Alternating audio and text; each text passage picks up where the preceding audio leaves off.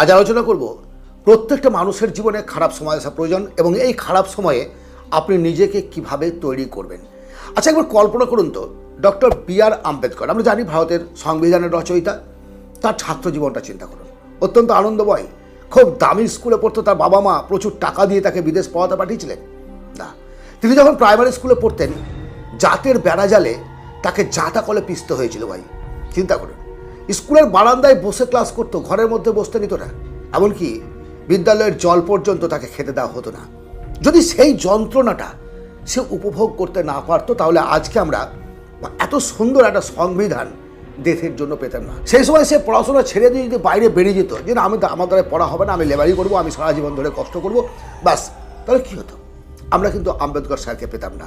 এমন ধরনের নাম আপনি আপনার এলাকায় বিভিন্ন দিকে তাকালে অনেকগুলো পাবেন, যারা জীবনের সফল, তারা প্রত্যেকে কিন্তু একটা কঠিন পরিস্থিতির মধ্য দিয়ে, খারাপ সময়ের মধ্য দিয়ে এগিয়ে গেছে। খারাপ সময়ের লাভ কি জানেন? খারাপ সময়ের লাভ হলো সে আপনাকে চিনতে সাহায্য করে। যখন আপনার কাছে টাকা নেই, যখন মানিব্যাগ খুলে দেখলেন যে একদম ছুচোর ডন, টাকা বইছে না, অথচ টাকার প্রয়োজন আছে, তখন কিন্তু আপনি ইনকামের রাস্তায় যাবেন। যখন আপনার বন্ধু বান্ধব আত্মীয় স্বজন আপনাকে ছেড়ে চলে যাবে, তখন কিন্তু দেখবেন আপনার নিজের যে শক্তি, সেই শক্তিটাকে আপনি বার করে নিয়ে আসবেন। যখন প্রত্যেকে আপনাকে অবহেলা করবে, বিদ্রূপ করবে, ঠাট্টা করবে, তখন আপনি নিজের সিট দ্বারা সোজা করে দাঁড়ানোর সুযোগ পাবেন। অর্থাৎ খারাপ সময় হলো আপনার জীবন গঠনের একটা নতুন অধ্যায়, আনন্দ এবং দুঃখ। এই তো, এবার আনন্দটা যে আনন্দ পেলে যে আমরা হাসছি, এটা আমরা কী হবে? অর্থাৎ দুঃখের কষ্টটা অনুভব করতে পারছি বলেই আনন্দটাকে আমরা উপভোগ করতে পারছি। অনুভব এবং উপভোগ, এই দুটো বিষয়কে কিন্তু আপনাকে এ করতে হবে। অথচ আমরা কি করি? 90% মানুষ খারাপ সময় আসলে ভেঙে পড়ে, হাল ছেড়ে দিয়ে বেরিয়ে যায়, মিলখা সিংয়ের মতো জেদ করে এগিয়ে যেতে পারে না।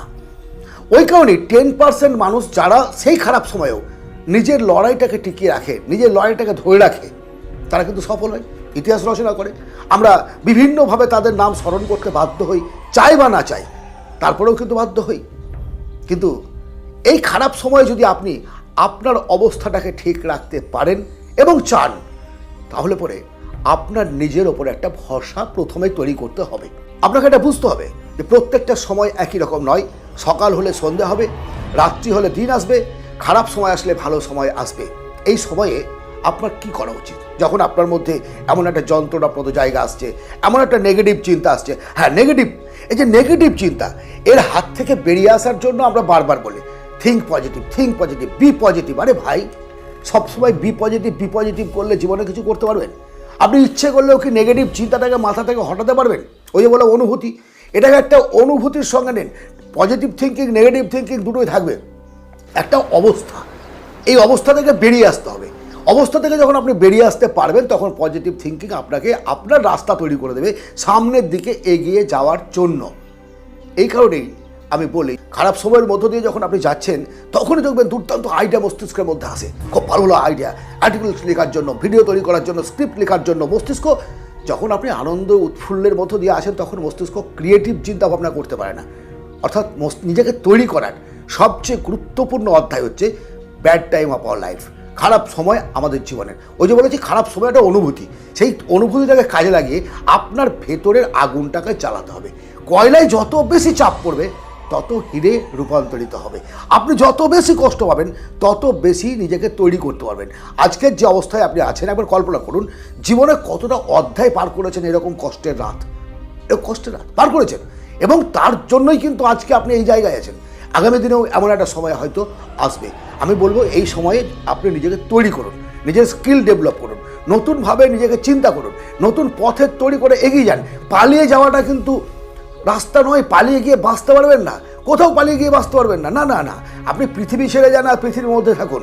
আপনাকে আপনার লড়াই চালিয়ে যেতে হবে, এবং এই লড়াই যদি আপনি চালিয়ে যেতে পারেন, আমি বলছি আম্বেদকর স্যারের মতো, এপিজে আব্দুল কালাম স্যারের মতো, নেতাজি সুভাষচন্দ্র বোসের মতো মানুষ আপনাকেও মনে রাখবে, মানুষ আপনার কথা চিন্তা করবে। আপনি আপনার মেরুদণ্ড সোজা করে নিজের পায়ের ওপর দাঁড়িয়ে আপনার এলাকার রাজা হতে পারবেন। আবারও বলছি, যদি সত্যি জীবনে উন্নতি চান, খারাপ সময়টাকে কাজে লাগান, খারাপ সময়টাকে পজিটিভ চিন্তা করে খারাপ সময়ের সেই সমস্ত রসগুলোকে নিংড়ে নিয়ে মেলখা সিংয়ের মতো খাম নিংড়ে এগিয়ে চলুন সামনের দিকে, দেখবেন জয় আপনার নিশ্চিত। আজকের এই আলোচনা যদি আপনার ভালো লাগে অবশ্যই একটা লাইক করবেন, সাবস্ক্রাইব করবেন, শেয়ার করুন বন্ধু বান্ধবদের মধ্যে, কারণ সকলে জানুক খারাপ সময় আসলে অনেকেই ভেঙে পড়ে, সেই জায়গাটা যেন তৈরি না হয়। ভালো থাকবেন, দেখা হবে অন্য ভিডিওতে। ধন্যবাদ।